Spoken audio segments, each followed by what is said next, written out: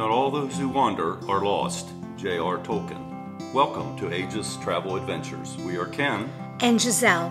We have been to over 100 countries and are still looking to see what is around the next corner. We love wine, travel, and adventure.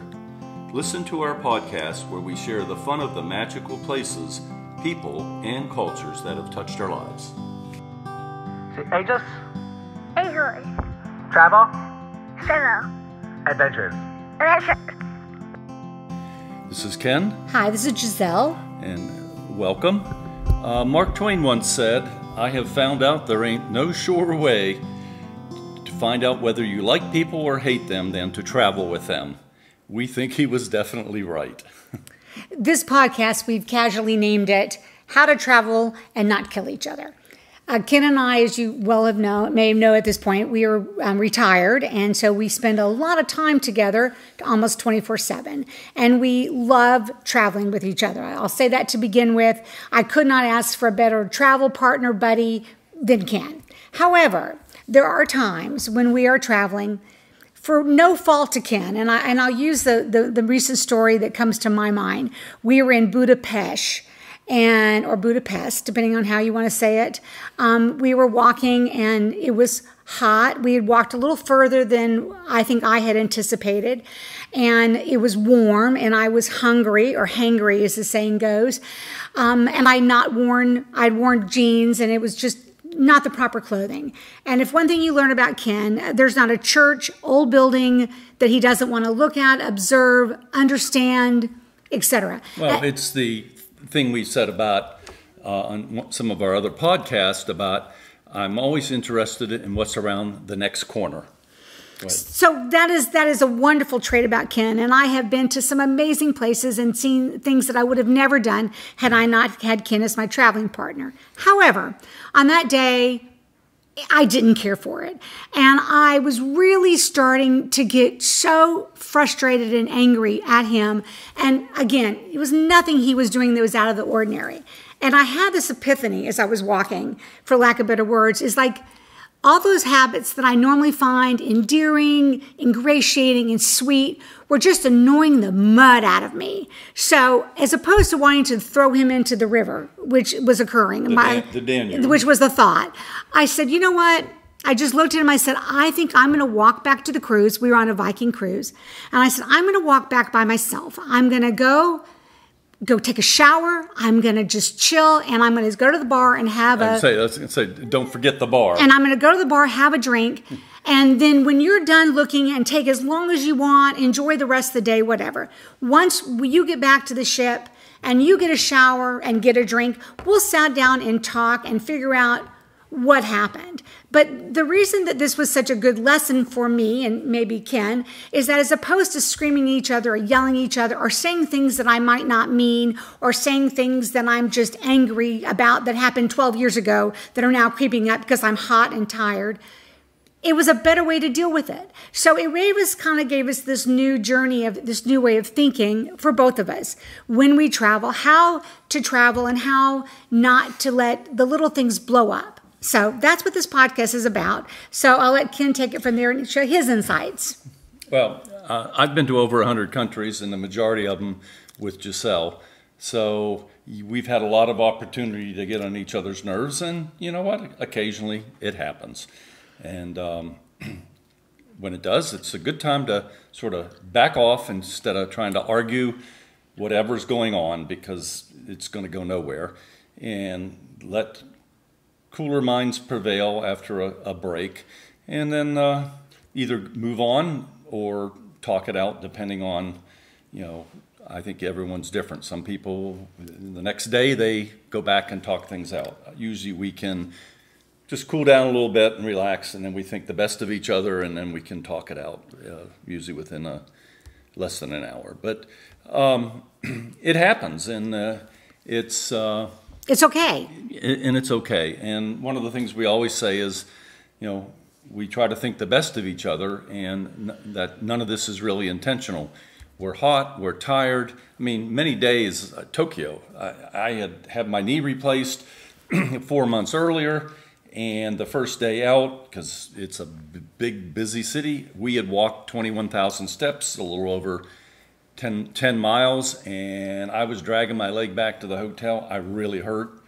And I think we bought a knife for her that day and had her name put on it at a famous knife place. And We were thinking about using it on each other, maybe? maybe.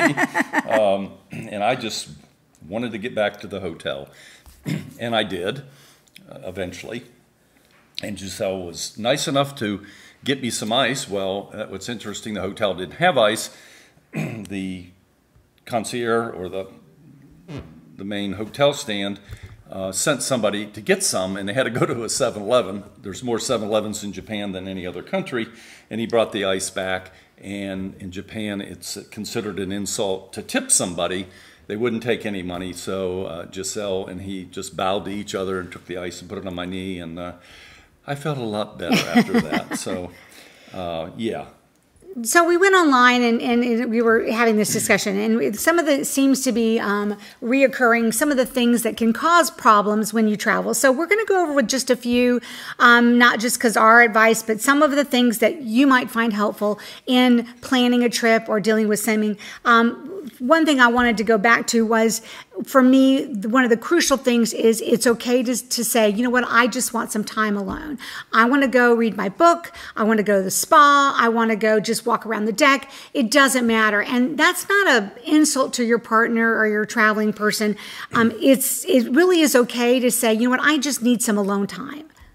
Oh, traveling with somebody you love is really fantastic in so many ways. And then we kind of pause and go, until it's not. And it will happen occasionally. Close confines, stressful conditions. It all turns into, somewhere along the line, bickering. And it's pretty inevitable it's going to happen.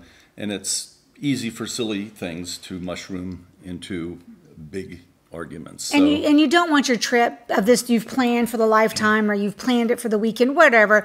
You don't want your main memory of the trip to be I was arguing with the person I was traveling with. So what we're suggesting is look at your relationship and see what are things that you can do. And like I said, we found out, like, picking the destination. You may want to go to the beach and just chill, and your partner wants to go climb, Mount Everest.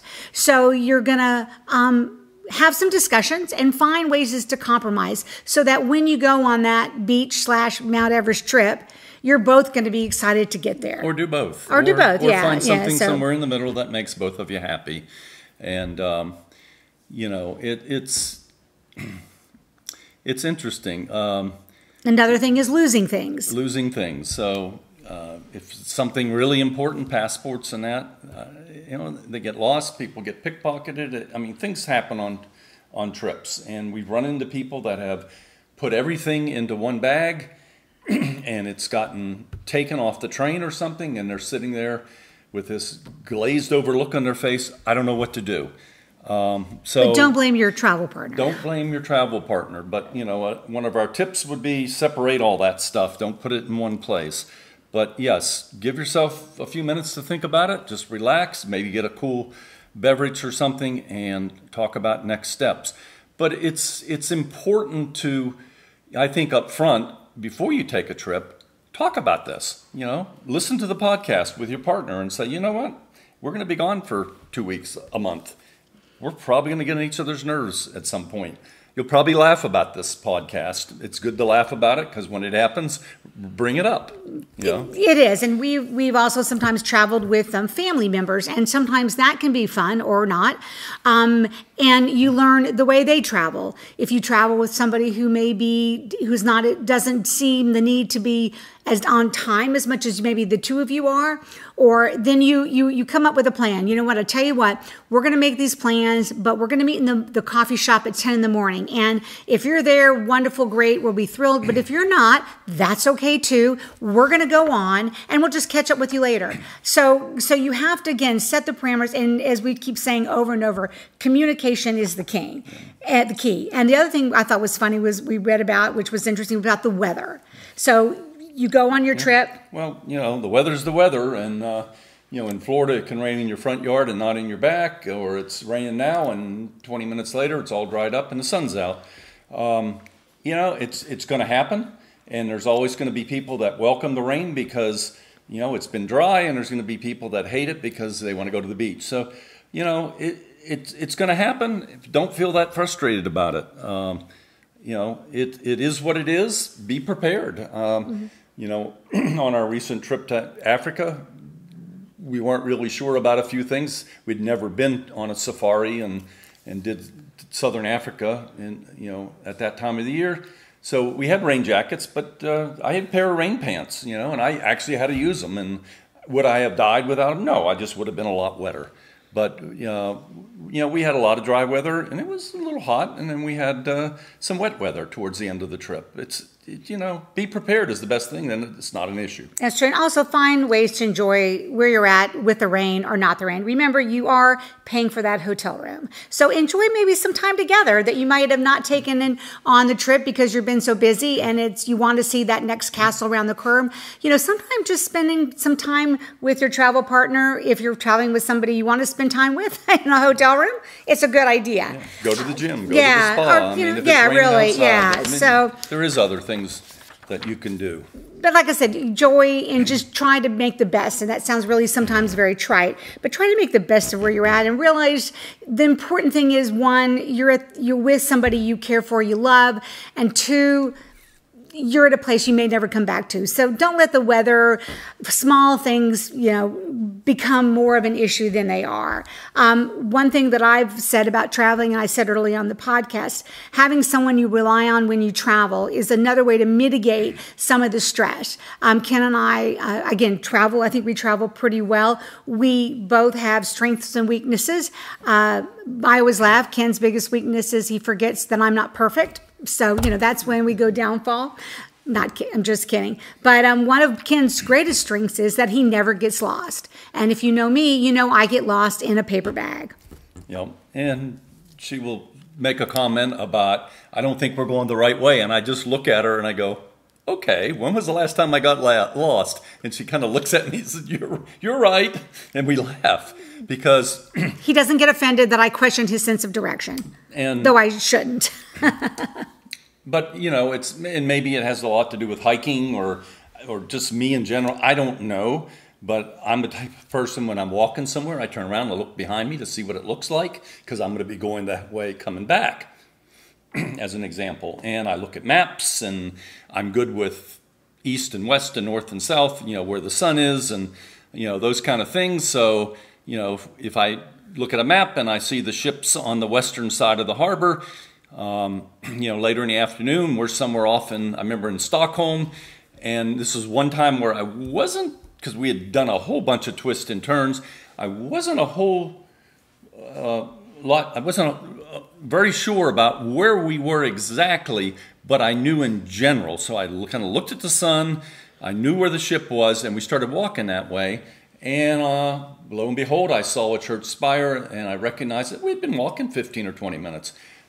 But it was a sense of direction I had. And so anyway, that is one of my strengths. But, if neither of you have that, well, that's a different podcast you're going to have to listen to. Well, this also finds ways to mitigate that. Yeah. Write down where you're going, write down the street. I mean, there's 100 ways. Yeah. You guys, I'm sure, can figure that out. So, and also, though Ken and I do travel together, there are some opportunities if you are a person who travels alone and you don't want to. Online now, there's some really great apps I looked at. One was called Fairy Trail app, and again, we'll include some of these links in the notes because I thought it was I don't think it's a dating app. It's a travel app, a travel partner app. So if you have a great trip and you want to go on and you don't have anybody to go with or you don't know anybody, it might be a resource. Another thing. Back in the day, we used to go to the American Express office in one of the major cities in Europe, and we just hang around. And as people came up to cash traveler's checks or meet other people, you'd start talking and find out who's looking for someone to travel with. Well, that's all gone. It's traveler checks are a thing of the past, and that's. I don't think American Express offices are even there anyway. And they're gone, and so now you have to rely on your smartphone. Yeah. Another thing is, and again, we've said that Ken and I do travel well together for the most part. But if you're traveling with somebody who you don't see the same ways of doing stuff, or maybe they don't enjoy the travel as much as you do, it doesn't mean you guys can't travel together, which it just means you need to do a little more planning, maybe a little more communicating. And there's a really good website that talked about how to mitigate those stresses, because all what it boils down to is when you're traveling and you're starting getting angry with other, it's just stress. It's just, you're just whatever, you're burnout. So what we've given you is some suggestions, some tips on how to make it better. And, traveling together, and if you have somebody who has the travel bug, it can be life-changing. You learn about each other, you develop a bond. It's really unique. So traveling with someone you love is a truly wonderful experience. And we hope that you guys will have that same experiences, but also maybe learn from some of our funny stories, our ways of dealing with stuff. It does happen. It will happen. So listen to the podcast and look at each other and ask some questions. And I think you'll be better prepared before you go on your next trip. So this whole podcast was full of tips. So I don't think we have a tip of the day. So the tips of the day is learn how to communicate when you travel, talk about things ahead of time, and it's okay to be alone. So thanks for listening. This is Gisele. This is Ken. Aegis, Eagles. travel, Solo. adventures. Adventures.